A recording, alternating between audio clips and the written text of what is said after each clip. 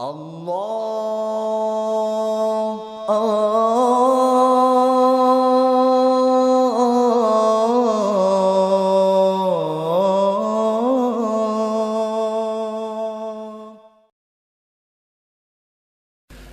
hamdalillah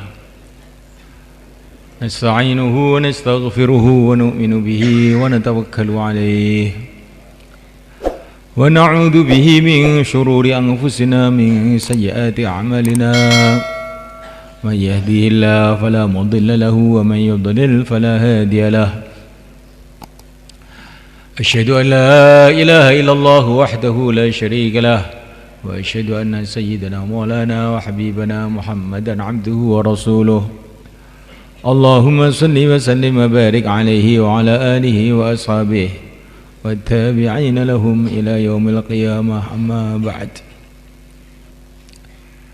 Hadirin yang dimuliakan, kita jadikan asas kerja kita, asas pemikiran kita hanyalah taat kepada Allah untuk mencari ridha Allah SWT, termasuk juga usaha dakwah ini. Yang mulia Nabi Agung Muhammad SAW 40 tahun di Mekah, beliau tidak bicara dakwah tidak bicara. Karena apa? Karena beliau belum diperintah, maka beliau diam aja. Setelah diperintah oleh Allah, ya ayyuhal muddatsir qum fa'anzir, bangkit dan berikanlah peringatan, baru beliau ini bergerak, tidak ada istirahatnya sampai wafat beliau.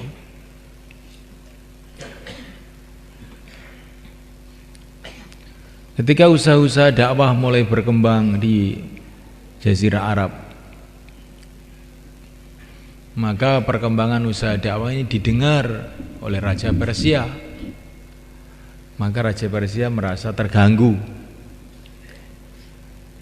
Dikirimlah orang-orang untuk memanggil Baginda Muhammad SAW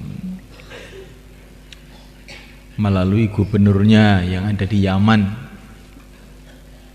yaitu Gubernur Badan.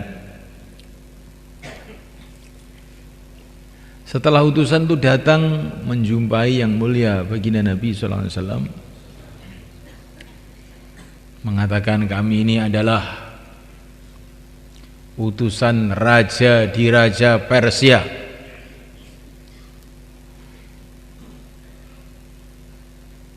Memerintahkan kepada kamu untuk datang ke istana Persia dan menghentikan kerja dakwah kamu ini. Kalau kamu nekat tidak mau tunduk, kamu akan dihancurkan dan seluruh kaum kamu akan dihancurkan semuanya, katanya utusan Persia. Tapi Nabi itu macam tidak dengar dengan kata-kata orang Persia ini. Beliau ini menjawabnya itu aneh. Kamu kok kumisnya panjang-panjang, siapa yang nyuruh? Katanya. Ini bicara-bicara, dia ini utusan raja, Nabi itu tanya kumis. Kenapa kumis kamu panjangkan, jenggot kamu cukur? Kenapa? Ini karena perintah dari Tuhan kami, Raja Persia. Oh, kalau Tuhan saya, kata Nabi, menyuruh kumisnya supaya ditipiskan, jenggot dipanjangkan. Ini Nabi itu memulai pembicaraannya dari masalah kumis, bukan masalah apa itu tanggapan dengan masalah dengan Raja Persia. Kemudian Nabi mengatakan, kamu tunggu di masjid sana, besok pagi kamu nemui saya. Maka besoknya barulah utusan Persia menemui Rasulullah SAW. Maka baginda Nabi mengatakan, kalau dakwah ini mau saya, Kalau memang Raja Persia tidak setuju, akan saya hentikan. Tapi dakwah ini bukan mau saya. Ini perintah Allah Subhanahu wa taala kepada saya. Maka saya tidak bisa menghentikan usaha dakwah ini. Dan ketahuilah, hai duta Persia, bahwa Tuhanku telah membunuh Tuhan kamu. Apa maksudnya? Tuhanku yang mengutus saya ini telah membunuh Tuhan kamu, Raja Persia itu. Betul begitu? Iya, saya catat loh ini, jangan main-main. Catat, dicatat tanggal sekian, jam sekian. Langsung dia pulang ke Yaman. Sampai ke Yaman, Raja Yaman bilang, Gubernur Yaman Badan bilang, Raja Persia itu sudah mati, dibunuh anaknya sendiri. Sekarang kamu jangan berani-berani itu dengan orang Madinah, itu gawat. Nah, terus bagaimana? Kita masuk Islam aja. Nah, akhirnya duta Persia itu malah masuk Islam. Ini ceritanya dakwah itu kayak begitu itu loh, malaikat. Coba kita renungi, dakwah kita ini karena perintah Allah, apa dakwah kita karena apa? Nah, ini perlu kita luruskan niat kita kembali. Dakwah ini bukan reaksi atas keadaan-keadaan, bukan. Itu jahiliyah itu sudah beratus-ratus tahun, Rasulullah tidak bereaksi apa-apa.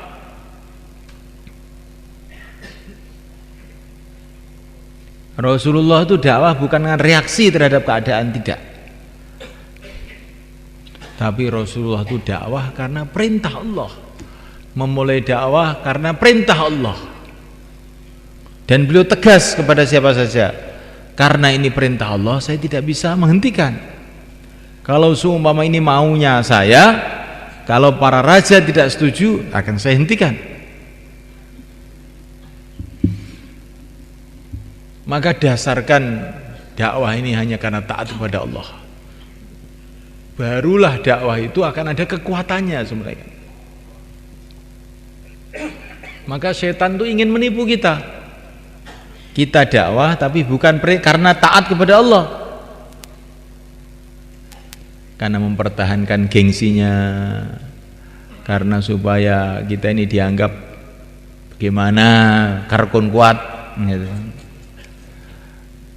Emang saya ini penanggung jawab, kalau tidak dakwah gimana? Malu toh. Dakwah karena malu. Walaupun malu itu sudah lumayan daripada tidak punya malu. Tetapi kalau dakwah karena malu itu belum sesuai dengan dakwah yang sebenarnya. Dakwah karena perintah Allah. Syekh Abdul Wahab hafizahullah, beliau senantiasa menekankan perkara ini. Kembalikan dakwah itu pada asasnya. Dakwah karena perintah Allah saja, bukan karena apa-apa. Seperti sholat perintah Allah, puasa perintah Allah, dakwah perintah Allah. Kita kerjakan dakwah itu dengan asas pemikiran semacam itu, baru dakwah kita ada kekuatannya.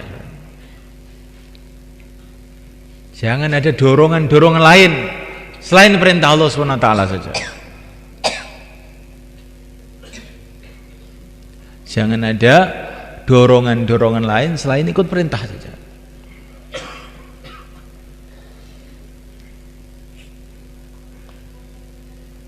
Sebetulnya kalau mau saya itu ingin tidur di rumah, tapi ini perintah Allah, bagaimana lagi? Kalau menurut ukuran otak saya, orang dakwah ini begitu lemah,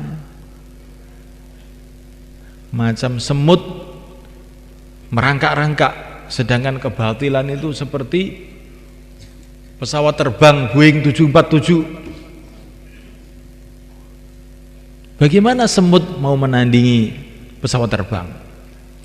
Tapi karena perintah Allah, saya kerjakan juga.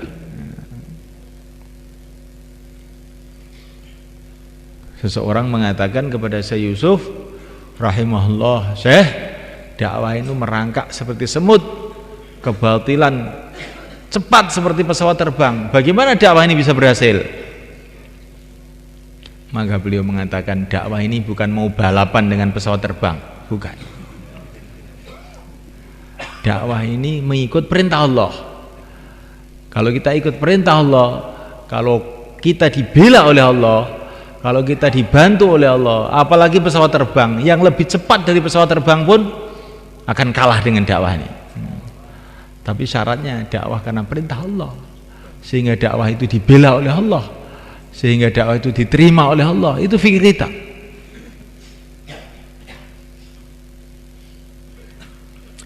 Waktu keluar 3 hari itu, karena kita ini belum punya pikir macam-macam, kelihatannya kayak ikhlas betul gitu sebenarnya kan.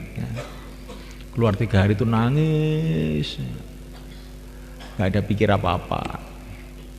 Sekarang sudah agak lain, setelah menjadi orang lama, maunya bayan saja,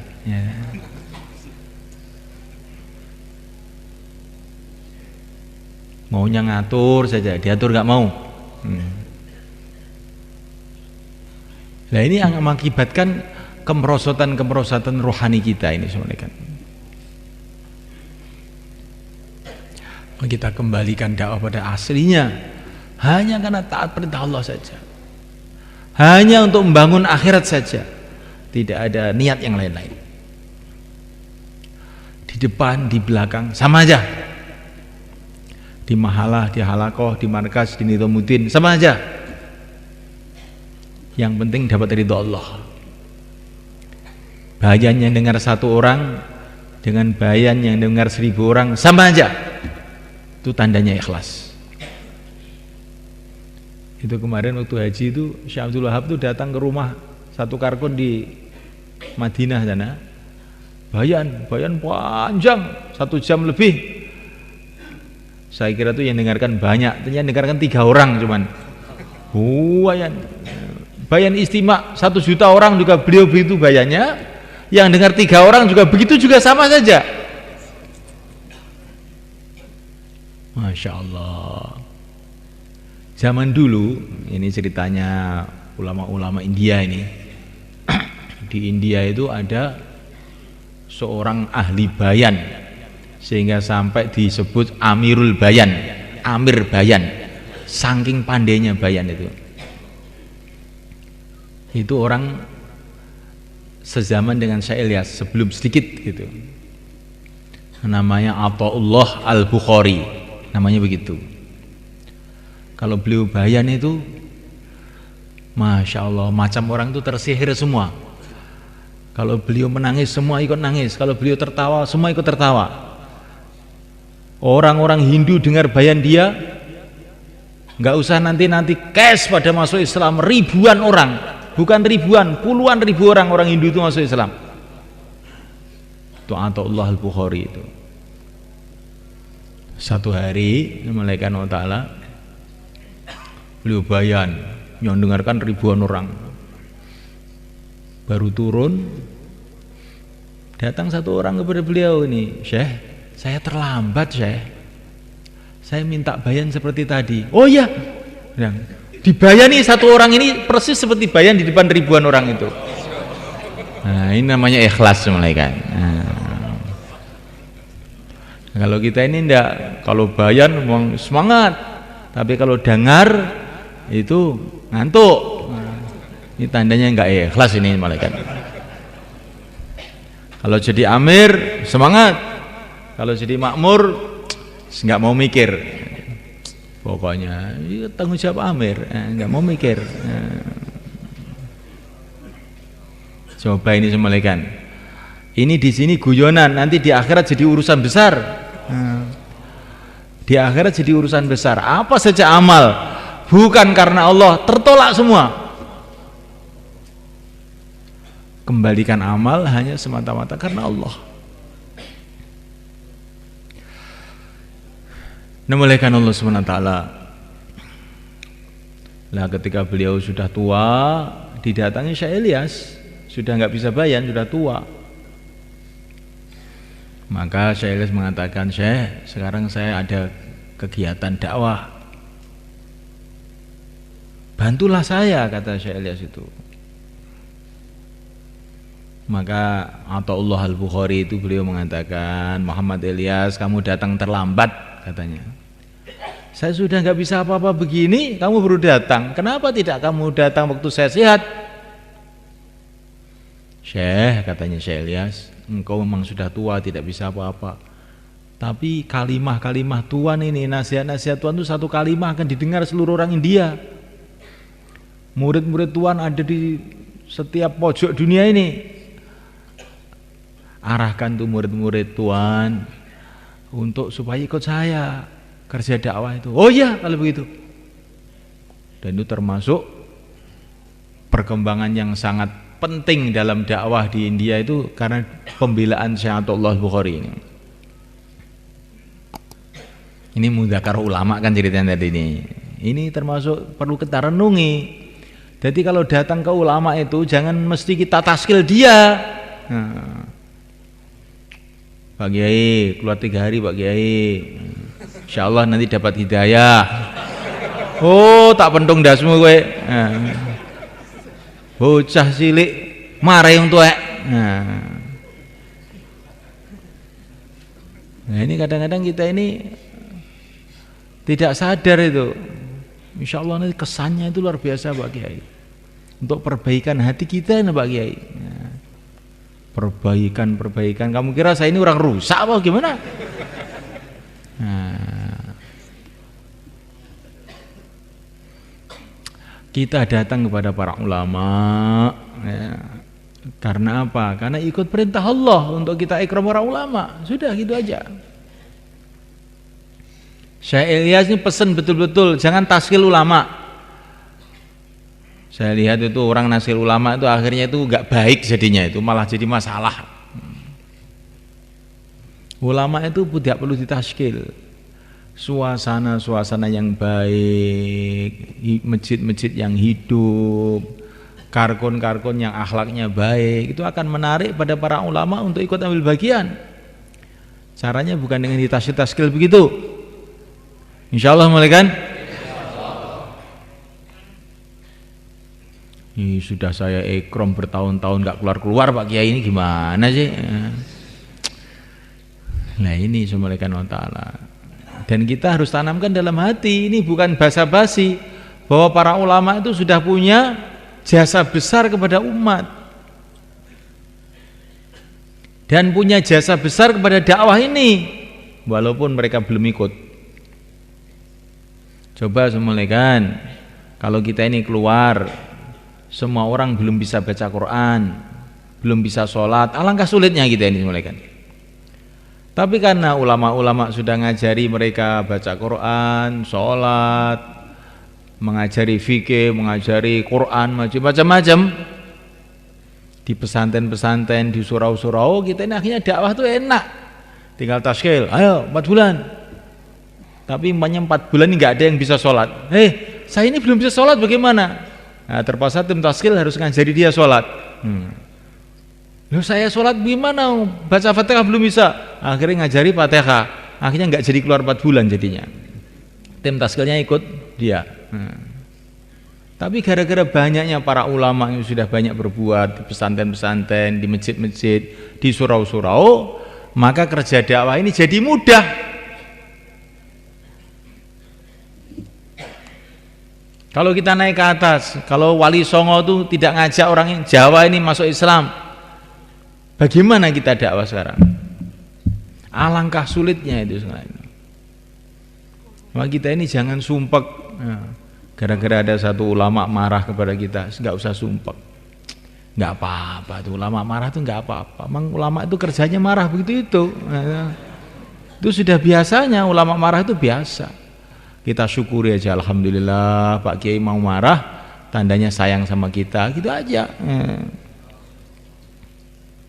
Itu saya punya guru itu, Abah Tim Yatim Banten itu, anak-anaknya itu diajari, kalau ditempiling, alhamdulillah, itu anaknya jadi hafid Quran semua, laki-laki perempuan.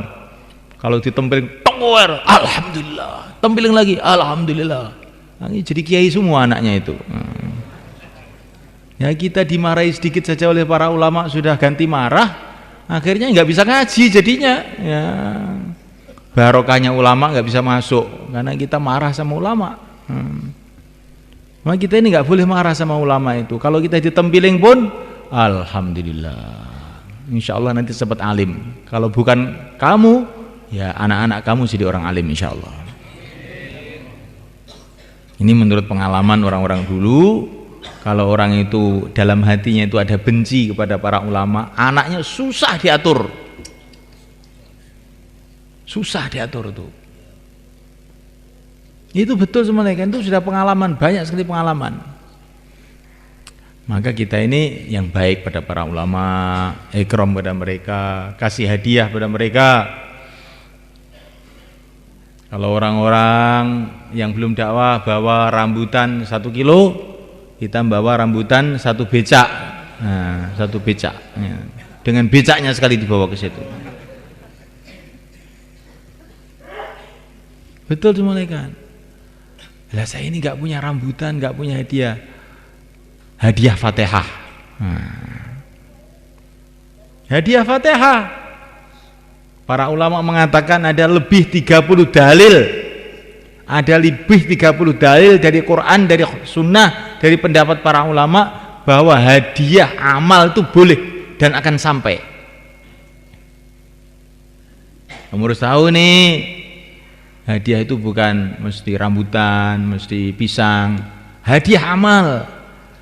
Baca Quran 1 khataman saya hadiahkan untuk Suriah NU Jawa Timur. Nanti kan Suriah yang senyum terus. Lah kita ini kalau ada ulama tidak setuju malah digunjing aja.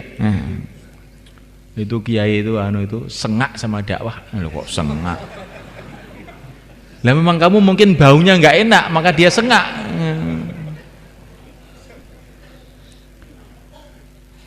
Kasih hadiah Fatihah, bacakan Quran, bacakan surat Ikhlas, kita sedekah dengan niat supaya pahalanya Allah berikan pada para ulama. Nanti kan para ulama itu jadi senyum aja.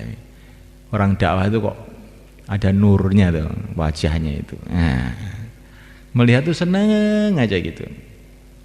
Jadi kalau orang dakwah itu hatinya sudah ada benih-benih tidak suka sama ulama, itu baru melihat tok itu ulama sudah sumpek. Pakai jubah juga katanya keliru, pakai baju koko keliru lagi, pakai kopiah putih katanya tidak patut, tidak pantas. Baru sholat 3 hari kopiahnya kopiah haji katanya. Pokoknya ada aja salahnya itu. Tapi ketika hati kita ini ada kecintaan pada para ulama, yang salah-salah itu lo bener aja semua. Itu ada jamaah tahun 83 namanya Abdul Sobur, datang ke sini ke ayah saya, orang Pakistan, jalan kaki, ketemu ayah saya. Ya orang Pakistan itu kan kalau duduk itu saya nanya duduknya begini di kursi begini. Ini kan kurang ajar namanya kalau di Jawa itu. Tapi ayah saya itu loh malah masya Allah, orang ini betul-betul orang ikhlas, dia nggak peduli orang. Ini mesti bangsa wali ini datang ke sini. Lo kan aneh tuh nih. Nah, jadi yang tidak pantas pun kalau hati itu ada kecintaan, orang itu makbul di sisi Allah itu memang makbul. Yang tidak pantas pun loh bangsa wali ini katanya ayah saya itu. Dikasih makan ya, oleh ayah saya itu dikasih makan. Itu dia itu tambah-tambah aja. Ini makannya itu banyak sekali. Orang ikhlas ini katanya saya. Enggak sungkan-sungkan katanya. Jadi semulaikan Allah Ta'ala ini perlu kita renungi. Jadi kalau suasana kecintaan itu ada, itu yang salah-salah pun jadi tidak salah. Tapi kalau suasana itu tidak ada, suasana kasih sayang kecintaan itu enggak ada, yang benar pun jadi salah. Pakai sorban yang sunnah Nabi di kitab semua ada juga itu, kitabnya para ulama itu. Tapi enggak tahu ini sebabnya apa. Kita datang, sombong. Anak kemarin sore pakai serban-serban segala. Nah, pakai jubah salah lagi nanti. Kalau kita sholat panjang, pura-pura aja ini. Biasanya nggak sholat kok itu, pura-pura aja. Pakai jenggot teroris ini. Udah, pokoknya nggak ada yang bener, semua salah semua. Makan di nampan ini orang zaman kuno, padahal semua kiai itu makannya di nampan dulunya.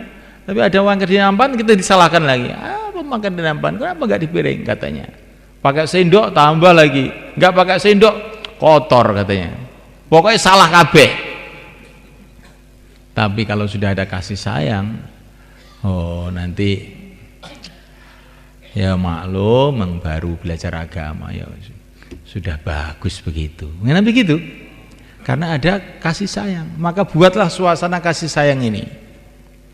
Tapi dari hati, bukan basa-basi. Dari hati memperintah Allah kita untuk mencintai para ulama itu.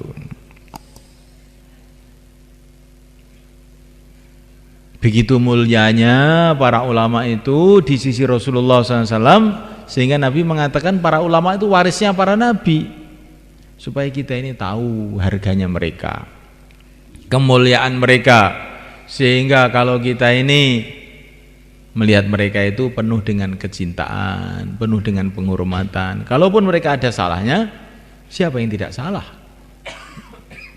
Bukankah kita ini juga banyak salahnya? Jangan kita melihat salahnya, kita lihat baiknya saja. Kalau kita bisa melihat baiknya, kita bisa mencintai, akhirnya kita bisa kerjasama. Nah, disitulah kebangkitan agama. Kalau kita lihat buruknya itu, orang itu banyak sekali buruknya. Kita juga banyak buruknya. Namun Allah Subhanahu wa taala, usaha agama ini semulaikan tidak bisa dipisahkan dengan para ulama, nggak bisa.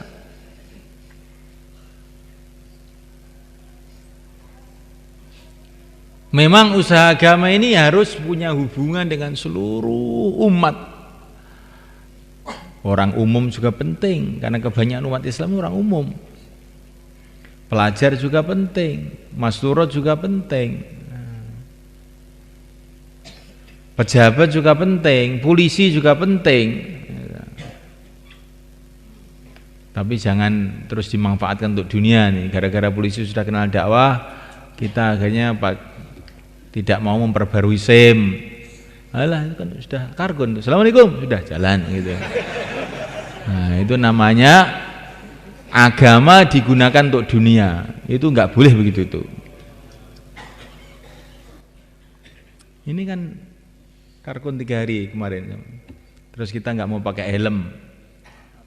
Apa helm itu? Tidak sunnah. Nah, helm tidak sunnah.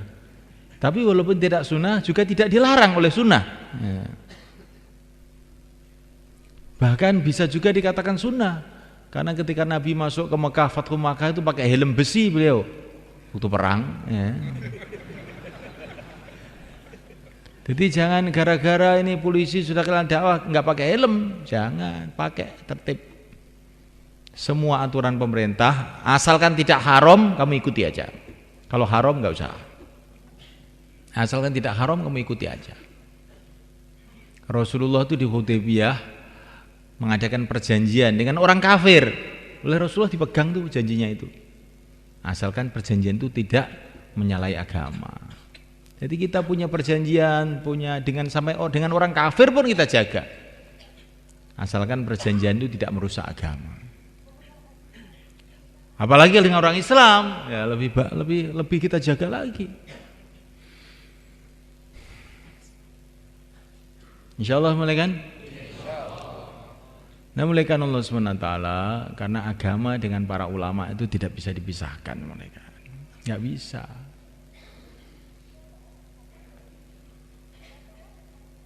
Kalau kita ingin usaha agama, kita harus dekat dengan para ulama, tidak bisa tidak.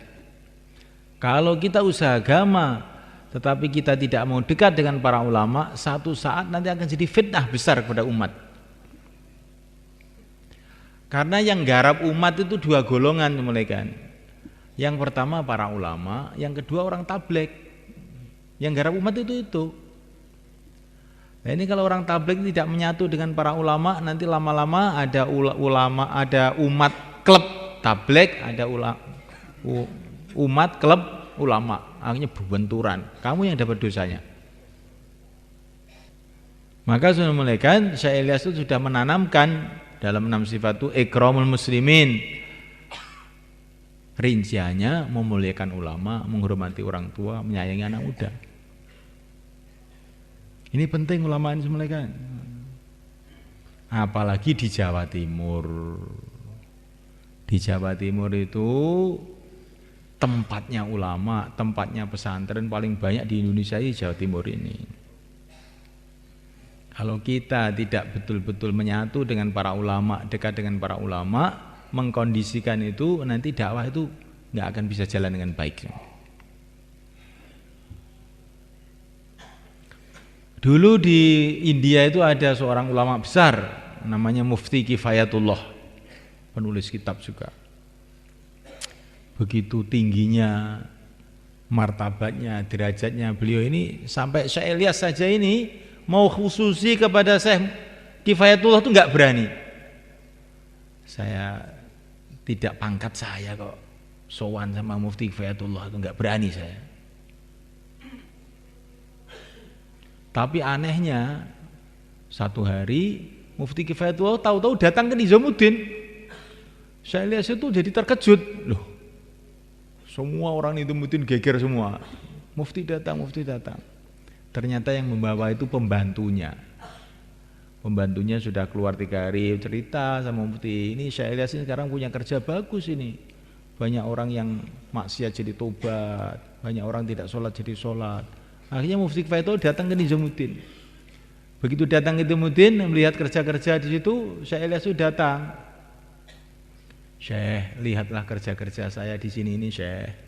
Mana yang bertentangan dengan agama, yang tidak sesuai dengan syariat, kamu luruskan, Syekh. Maka Mufti Kifayatullah itu lihat khalaqah di Nizamuddin, orang taklim, orang dzikir, orang sholat, semua sesuai dengan syariat. Langsung beliau menulis fatwa. Dan fatwanya itu zaman dulu, waktu tahun 80-an saya datang ke itu ditempelkan di masjid-masjid di India, di Pakistan. Fatwa Mufti Kifayatullah bahwa tabligh ini benar. Dan waktu Mufti Kifayatullah itu menulis fatwanya itu, Syekh Ilyas itu bergembiranya luar biasa. Sekarang tabligh baru jalan katanya. Baru mulai jalan sekarang. Kalau Mufti sudah mengizinkan. Kalau ada orang umum, pejabat, katanya Maulana Jamsid, kalau ada pejabat, ada orang umum, ada itu tidak setuju dengan tabligh itu, saya tenang-tenang saja, tidur saya. Tapi kalau ada ulama tidak setuju, langsung nggak bisa tidur saya itu. Ini salah apa saya ini? Katanya. Mesti ada salahnya ini kerja saya ini. Kok sampai ada ulama nggak setuju ini? Jadi Maulana Jamsid itu ngajari begitu, kan? Bukan ini mesti ulama ini nggak benar, bukan begitu. Ini ulama nggak setuju itu mesti kerja saya ini ada salahnya ini. Apa ini salahnya? Nah, jadi kalau ada ulama marah, kita ini perbaiki kerja kita ini. Itulah jalan keluarnya. Insyaallah mulai kan.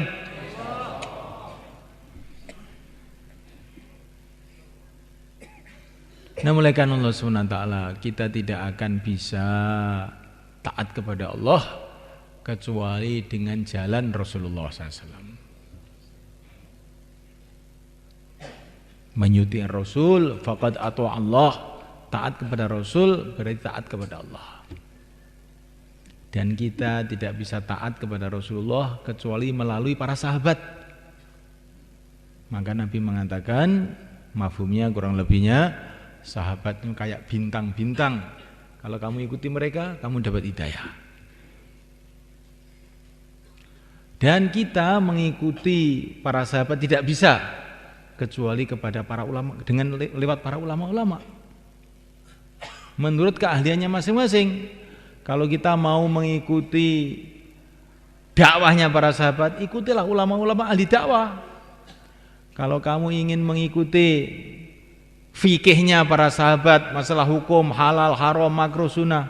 Ikutilah para ulama-ulama ahli fikih. Kalau kamu ingin belajar mengenai bagaimana bacaan Qur'annya para sahabat, itulah para ulama-ulama qiraah. Ada qiraah sab'ah, ada qiraah asyarah. Tanpa itu tidak bisa.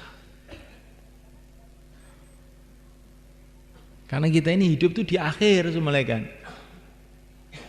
Kita harus melalui prosedur itu. Dengan mengikuti orang-orang ahlinya itu, akhirnya kita memahami kehidupan sahabat, akhirnya kita bisa ikut Nabi, akhirnya taat sama Allah. Itu harus begitu itu. Yang tidak pakai prosedur begitu itu, mesti nanti akhirnya salah. Yang penting saya ini Allah dan Rasulnya. Iya. Tapi bagaimana kamu bisa tahu perintah Allah dan Rasulnya itu? Harus melalui sahabat. Kamu pernah jumpa sahabat? Ya harus melalui para ulama-ulama yang ahlinya. Maka baginda Nabi mengatakan ulama itu warisnya para nabi. Bahkan ini ada riwayat yang diriwayatkan oleh banyak sekali muhaddis, dan ini hadis sahih ini. Nabi sudah bercerita mengenai akan lahirnya Al-Imam Asy-Syafi'i. Nabi sudah bercerita itu. Akan lahirnya Al-Imam Malik, sudah bercerita itu Nabi. Akan lahirnya ulama-ulama dari Persia, Nabi sudah bercerita. Apa maksudnya cerita-cerita ini? Agar kita ini ada memuliakan pada para ulama.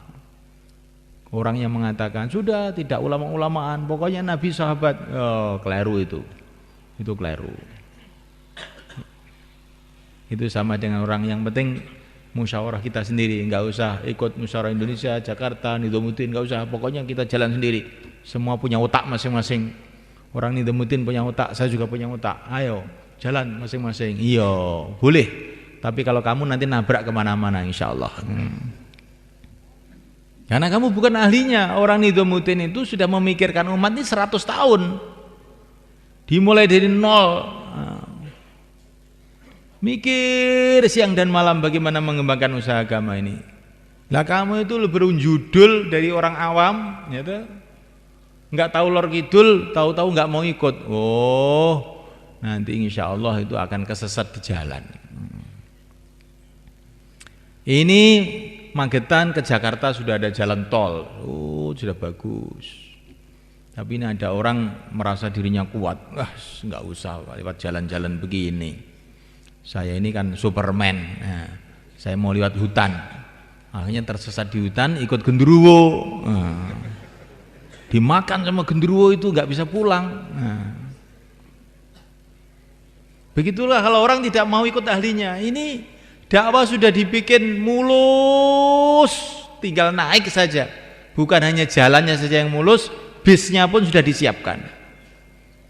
Itu bis pertama jamaah setahun, kedua 4 bulan, 40 hari, 3 hari, bis terakhir 5 amal makomi, masturot, pelajar, tinggal numpak sudah sampai ke Jakarta.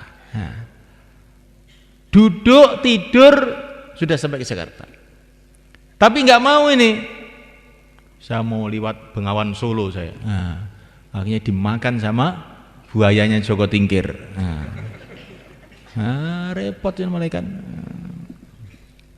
Ini urusan dakwah, urusan keilmuan juga begitu. Ini terus terang saja saya ini sekarang itu zaman orang kata nggak mau ulama, nggak mau taklid, nggak mau madhab, nggak mau macam-macam. Kamu itu loh tamatan SMA bilang begitu tuh apa toh kamu itu? Kamu bilang matematika gitu loh cocok, jangan ngomong begitu itu bukan ahli kamu. Ini fikih-fikih yang ditulis oleh imam-imam mazhab itu sudah dikaji 1000 tahun lebih. Yang ngaji itu ribuan ulama, ratusan ribu ulama sudah mengkaji dan dianggap sahih. Ini betul-betul dari Rasulullah SAW. Kok kamu tahu tuh jedul ini semua keliru, saya punya sendiri, hadis sendiri. Alah. Ini orang tidak benar. Orang tidak benar begitu itu semua kan. Akhirnya bikin kacau umat.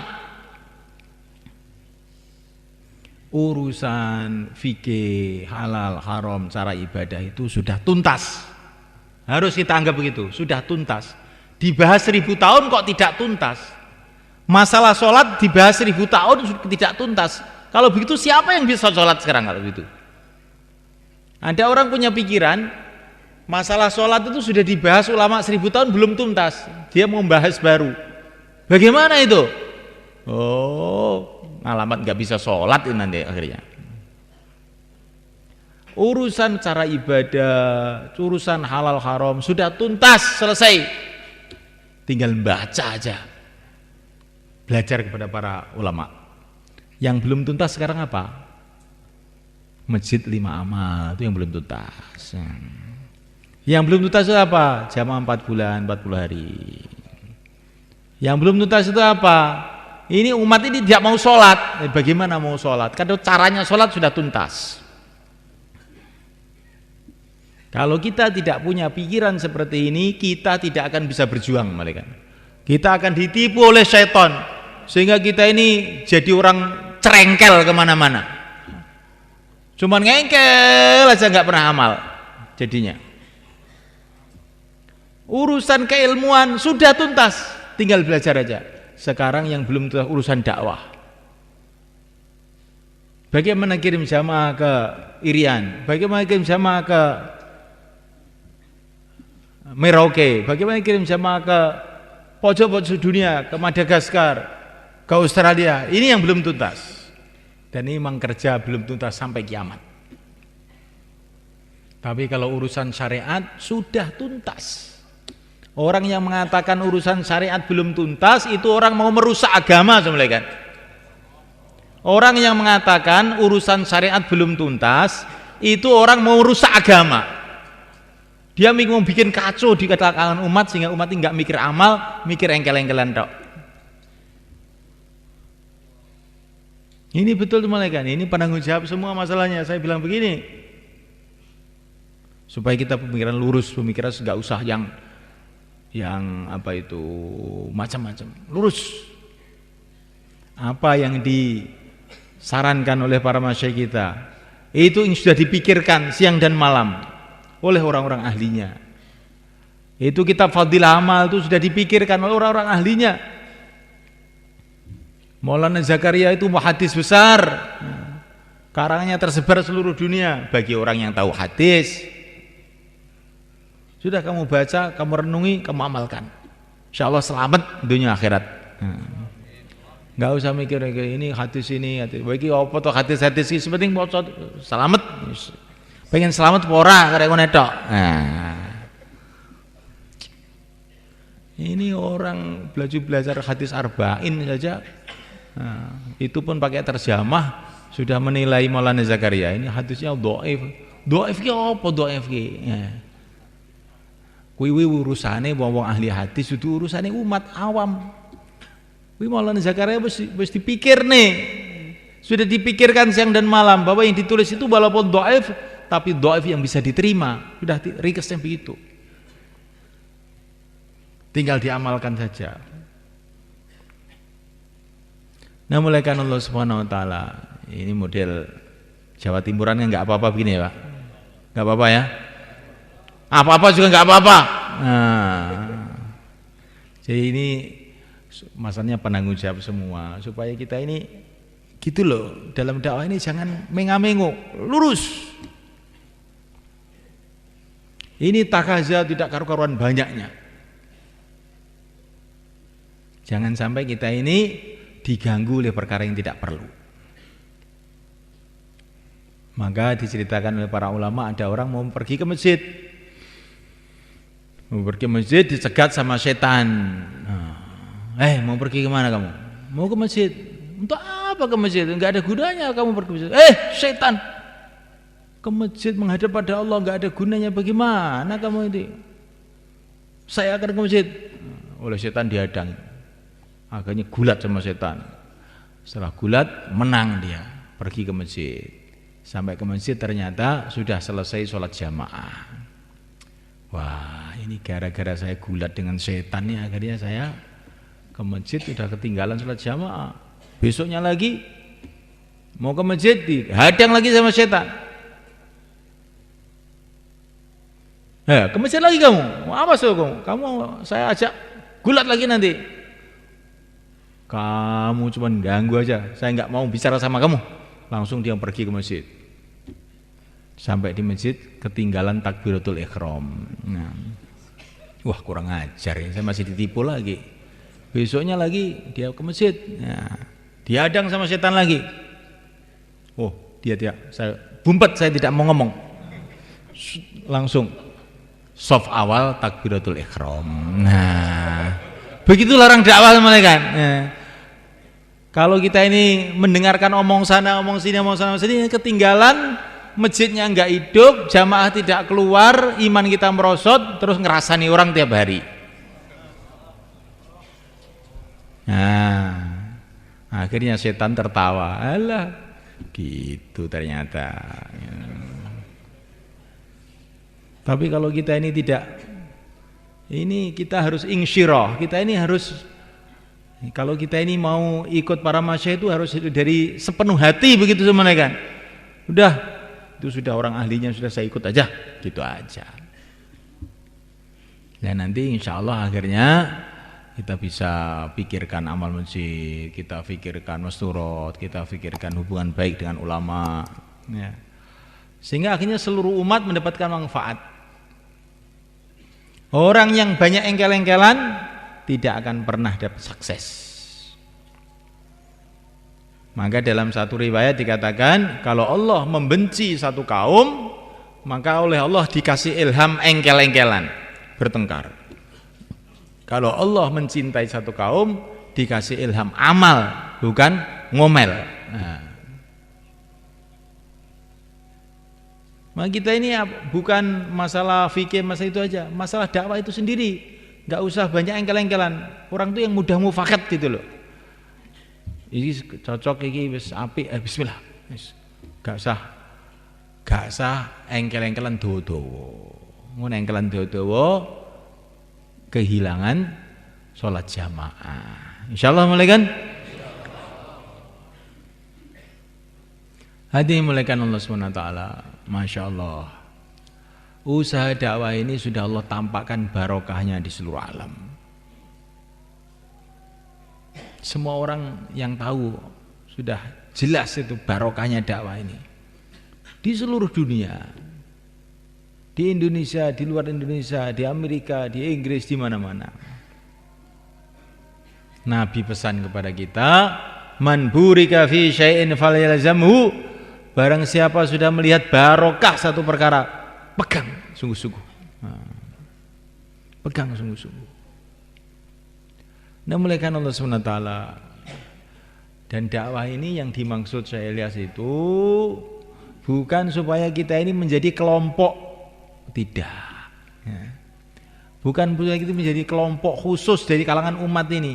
Beliau tidak ingin tambah perpecahan lagi di kalangan umat ini. Tetapi dakwah ini mau bikin suasana kerjasama dengan seluruh umat.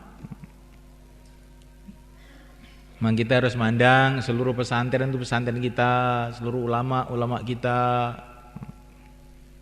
semua umat Islam, saudara-saudara kita, zahir batin dunia akhirat. Pandang seperti itu. Termasuk tanda hari kiamat, kata Nabi dalam hadis ini, orang tidak mau mengucapkan salam kecuali kepada orang yang kenal saja. Jadi kalau ketemu karkun, assalamualaikum. Tapi kalau bukan karkun, jalan, nggak ada salam, nggak ada kalam. Nah, ini termasuk tanda-tanda hari kiamat. Nah, kita pada seluruh orang Islam itu yang baik begitu semuanya. Apalagi kepada para ulama, apalagi pada orang-orang soleh. Dengan cara itulah semuanya Allah Ta'ala kerja ini akan bangkit. Tapi dengan cara kita ini sodok sana, sodok sini, menyalahkan sana, menyalahkan sini, justru itu kerja akan merosot malaikat. Itu bukan kepada umum umat Islam, tapi sampai antara kita orang-orang dakwah ini sendiri. Syekh Abdul Wahab itu kan nasihat, kalau kamu ingin dakwah itu maju, jangan biasa mengatakan kenapa. Jangan biasa mengatakan kenapa. Kenapa dia begitu? Kenapa dia begitu? Kenapa dia begitu? Jangan biasakan mengatakan itu. Kalau nanti kamu mengatakan kenapa, kerjakan merosot. Terus seperti adzan. Orang mau sholat, orang tidak mau sholat, adzan jangan dirubah. Hayya 'alas shalah, hayya 'alas shalah. Jangan dirubah. Jangan orang-orang nggak mau sholat sekarang adzan dirubah aja. Limadza la tusallun. Kenapa kamu tidak mau sholat? Oh, adzan kamu tidak sah nanti. Adzan kamu tidak sah. Kalau izin adzan kamu sah, ingin sah, orang mau sholat, orang tidak mau sholat. Hayya 'alas shalah, hayya 'alas shalah. Begitu juga dakwah semulaikan. Orang mau, orang tidak mau, 4 bulan, 40 hari, 5 amal maqami terus gitu. Jangan bosan-bosan. Ini karena penyakit kita, khususnya orang Indonesia itu bosenan. Gitu. Kalau lagi semangat, nanti berapa bulan gitu sudah lupa, apa mudzakarah lupa. Ingin acara baru. Ini agama itu tidak boleh begitu semulaikan. Acara zaman Nabi, zaman sekarang, zaman hari kiamat sama acaranya itu. Maka begitu juga dakwah ini semulaikan Allah Ta'ala. Dakwah itu satu kalimat diulang-ulang, jangan bosan-bosan. Satu pembicaraan diulang-ulang, jangan bosan-bosan. Takaza diulang-ulang, jangan bosan-bosan. Nanti insya Allah Allah akan bangkitkan orang-orang yang mau. Itu sudah sunnatullah. Jadi kalau kita sampaikan perintah-perintah agama ini, sampaikan lagi. Itu nanti sampai ke tingkatan yang diterima oleh Allah, tahu-tahu ada yang mau, atau akan datang pertolongan Allah yang tidak kita kira-kira. Maka Nabi kirim orang untuk khususi ke satu tokoh kafir di Mekah. Di hadits sahabat ini ada cerita ini. Maka dikhususi, malah dia marah-marah. Apa Tuhan kamu itu? Katanya orang kafir itu. Dari batu kah dia? Dari emas? Dari besi? Pokoknya dia itu meledek, malah menghinakan sahabat yang dikirim Nabi tadi. Maka sahabat tadi pun datang kepada Nabi, ya Rasulullah, saya sudah khususi, saya datang sama dia, dia malah marah-marah ya Rasulullah. Datang lagi sama dia, tambah marahnya, laporan sama Nabi, saya sudah datangi tambah marah ya Rasulullah. Datang lagi, datang tambah marah lagi, laporan sama Rasulullah sampai 3 kali. Saya sudah ke sana tambah marah ya Rasulullah. Datang lagi kata Rasulullah. Ketika datang ketiga kalinya, dia cerita keagungan Allah. Dia tadi marah, di tengah-tengah dia marah, tahu-tahu datang halilintar mengambil kepala dia. Ini kata para ulama, ini pelajaran. Di dakwah itu kalau kamu kerjakan dengan ikhlas terus menerus nanti akan datang pertolongan Allah. Pertolongan Allah itu bentuknya macam-macam. Bisa Allah kasih hidayah, bisa Allah kasih yang lain. Tapi kita jangan coba-coba. Kita coba dan ini ada halilintar apa enggak? Oh, jangan. Kerjakan karena ikut perintah Allah dengan ikhlas, dengan kasih sayang. Nanti apa yang Allah datangkan terserah Allah, bukan terserah kamu. Insyaallah kan? Nah, mulaikan Allah Ta'ala. Katanya itu saya lihat para masyayikh itu setiap bayan itu mesti ada tashkil. Walaupun ini mudzakarah tapi harus ada tashkil. Bener apa enggak begitu saya mulaikan? Di mana saja dakwah itu harus ada tashkil. Kalau tidak ada tashkil kayak azan, hayya 'alas sholahnya dihilangkan. Allahu akbar la ilaha illallah, kok enggak ono hayya 'alas sholah nih. Oh, itu tuh azan wi. Begitu juga dakwah ini kalau tidak ada tashkil namanya belum dakwah yang sempurna. Maka yang dari musyawarah Jawa Timur ini mau keluar 4 bulan, 40 hari atau berapa hari saja, silakan beri ke selatan. Qabulallah. Monggo yang mau keluar dari musyawarah langsung besok Nah, 4 bulan, 40 hari, berapa hari saja? Silakan ke selatan, monggo.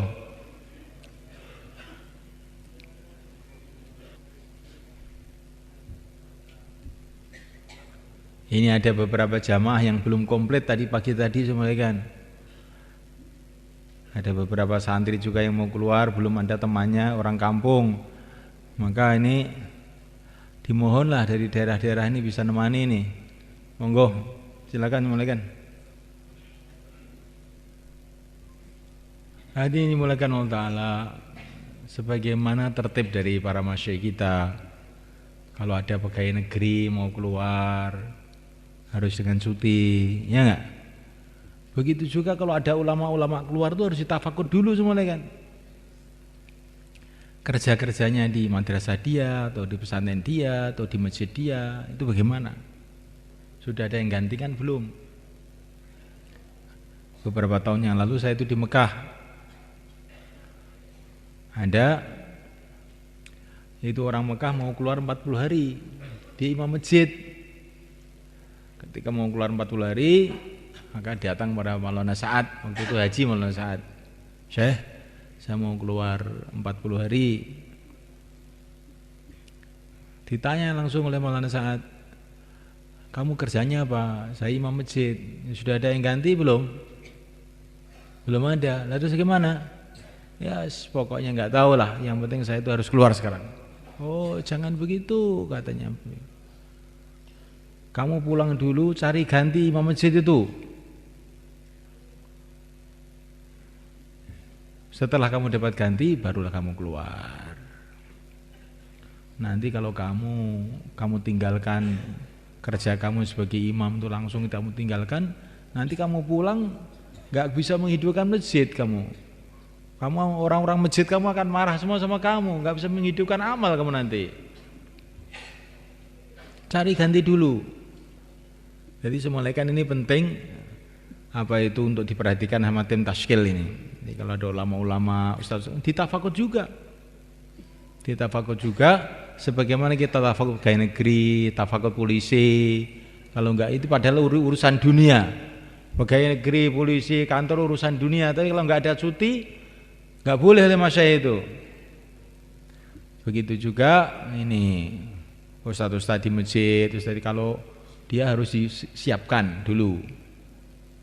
Bukan berarti enggak keluar, tapi dengan persiapan. 1 tahun dan 12 bulan. Yang 11 bulan ini untuk persiapan mencari ganti, yang 40 hari untuk keluar. Insyaallah mulai kan? Nah nanti insyaallah ustadz itu pulang bisa menghidupkan amal di masjidnya, bisa menghidupkan amal di pesantrennya, di madrasahnya.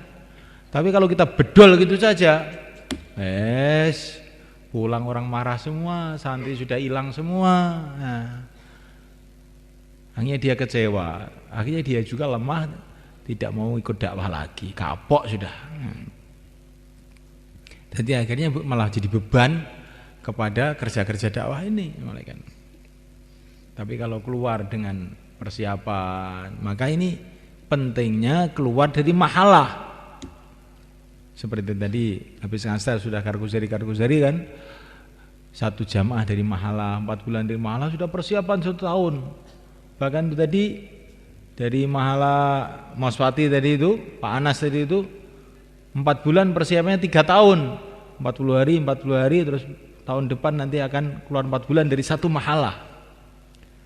Nah, karena sudah 1 mahalah, sudah disiapkan bekalnya, disiapkan kerjanya, disiapkan semuanya, akhirnya keluar 4 bulan, pulang itu bisa kerjasama, menghidupkan amal, nggak ada masalah. Itu namanya bil hikmah namanya. Bukan bedul-bedul saja. Kalau bedul-bedul saja nanti, iya kalau orang itu pas imannya kuat itu lah. Kalau pas imannya lemah bisa jadi jeglek nanti malahan. Dan kita jangan tergesa-gesa semua kan dalam kerja dakwah ini. Ini kalau nggak dicabut sekarang itu sudah nggak jalan-jalan ini loh. Jangan begitu.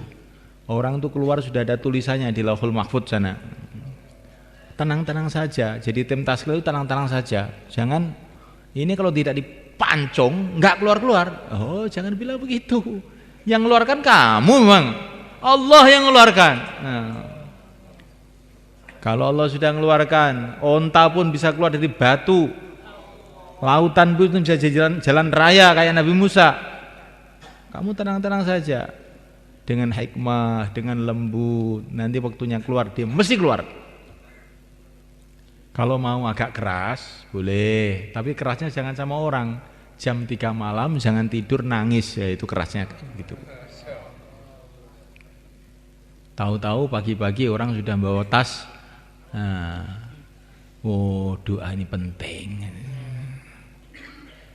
Orang itu kalau yang tidak suka bangun malam, biasanya dakwanya jadi keras mulai kan. Kalau nggak dipancung, nggak kapok-kapok nih, gitu akhirnya gitu tuh. Tapi kalau orang tuh biasa bangun malam, biasa nangis malam, oh ini doa saya belum makbul, nanti malam saya akan doa lagi. Beberapa bulan yang lalu itu ada orang Bendo sana, orang Magetan, datang sama saya mau keluar 40 hari, istri saya nggak boleh. Bagaimana ini Pak Kiai? Kamu mau keluar betul? Iya keluar betul. Tidak bohong? Tidak. Nah, kalau kamu yang tidak bohong, saya kasih amalan sekarang. 3 hari 3 malam, mulai maghrib sampai subuh jangan tidur. Baca Fatihah untuk istri kamu.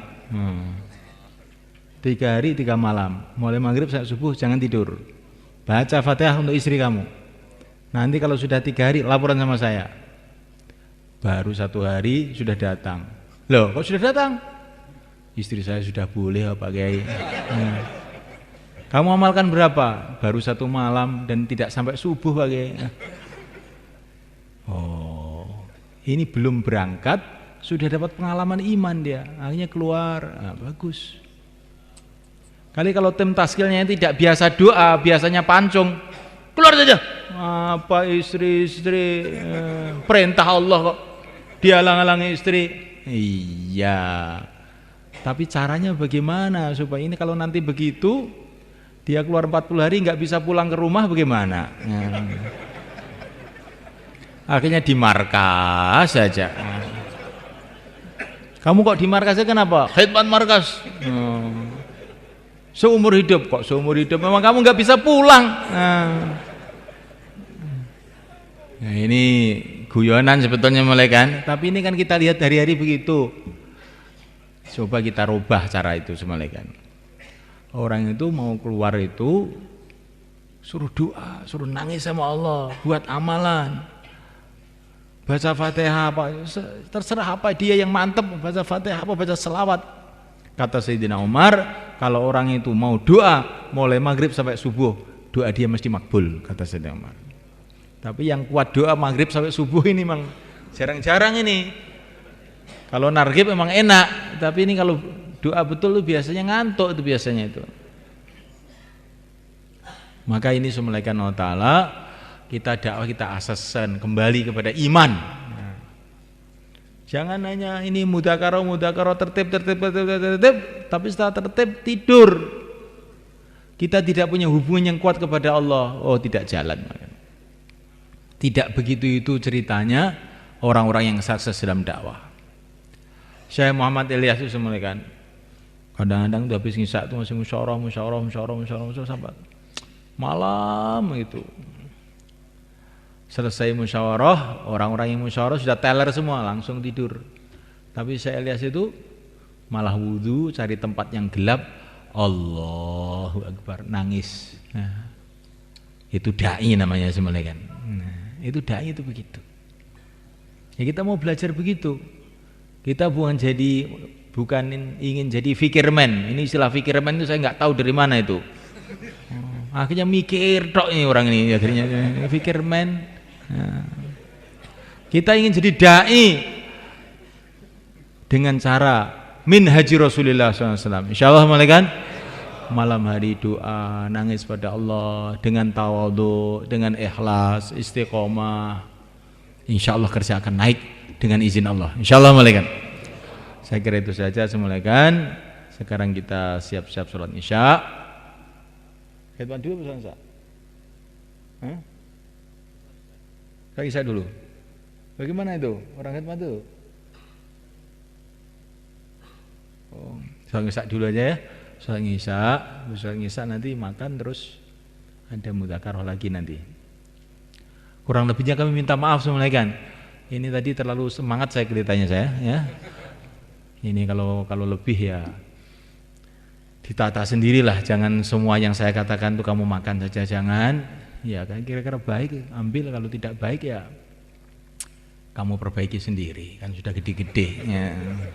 Anallahu hamdi.